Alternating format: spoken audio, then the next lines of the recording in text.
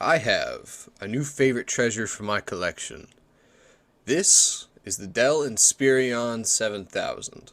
It runs Windows 98, it's gray, it's plastic, and it's absolutely beautiful. Currently, it's my most prized laptop in my possession in my little collection. I just wanted to take a second and say I curate a small online museum on Twitter. You can find pictures of this laptop as well as other old techie things in my collection on old techie things at twitter.com. Recommend you check it out. Absolutely no pressure. Now we'll get back to talking about the laptop. The Dell Inspiron 7000 is a late 90s, early 2000s laptop.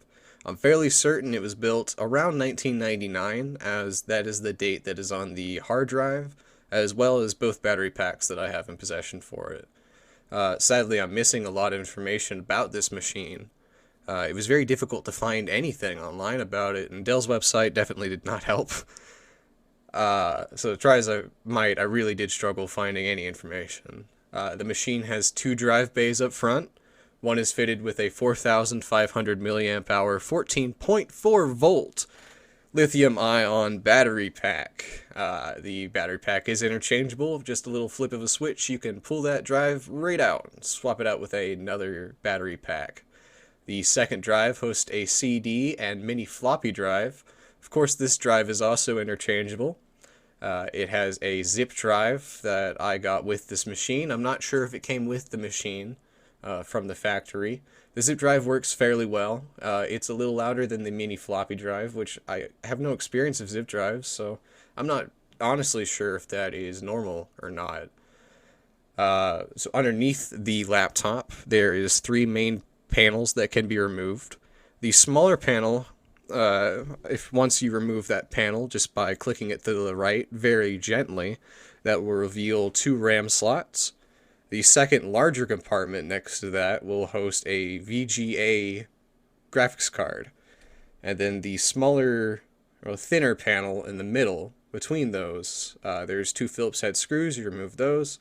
And then there is the laptop drive. Very simple little hard drive. I couldn't find the memory amount on the drive, and I couldn't get the computer to boot after taking photos. So you just have to trust me that it does work.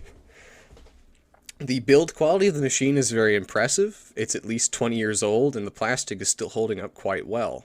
There's very little cracking on the inside of the machine, with very light discoloration on the outside plastic, just due to age.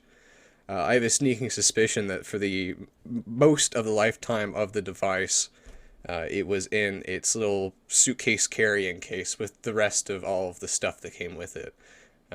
Mostly because the inside of the laptop was not dusty. Once I took it apart to repair it and clean it and change thermal paste out, all that good stuff. The screen is slightly dimmer than when it came out, which is to be expected. This is an older laptop, of course, and these things do seem to dim with age. But it's crisp enough to enjoy, and like I've said, with the not VGA adapter, with the composite adapter for this laptop, the image that is outputted is quite crisp. It looks quite nice. There's not a whole lot of lag with the touchpad or anything like that. Typing is flawless. It's a one-to-one input. There's almost no lag. And for a Windows 95 machine, this laptop is in very good condition, especially being found essentially in the trash. I've loved working on it. I love exploring Windows 95, an operating system that I am not very familiar with and wasn't alive for when it came out. It's very nice to be able to look into the past of actually computer history, back to a time where I wasn't even alive. The machine is relatively quiet. Now and again, if you do heavier tasks, like if you were to play a game through the mini floppy drive or the CD drive, those fans will start to spin up quite a bit faster and it will get louder. But other than that, if you're just doing a normal task, editing a file document or emailing or something like that, well, I say emailing, I haven't been able to try that, the fans are quite slow and very quiet. The computer did come with a dial-up card on the expansion slot on the side of the device. I do have the cable adapter for that card, but I do not have a dial-up connection in my apartment. So there is no way for me to connect the Inspiron to my internet. Really, that's all. I'm very happy to add the Inspiron 7000 to my collection. I wish I could do some more research on it, mostly so I could present more stuff to you guys. But it looks very nice in my collection. It looks nice next to my older laptops, especially my older white MacBook. It's very good contrast between the two.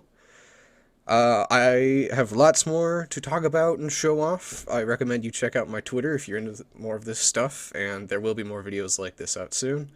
So, no pressure, but if you liked and enjoyed this content, please do subscribe. It does help me quite a bit. Every day I do hope to see that count go up, but no pressure. Thank you very much. My name is FORDy-TWO, and you have a very nice day today.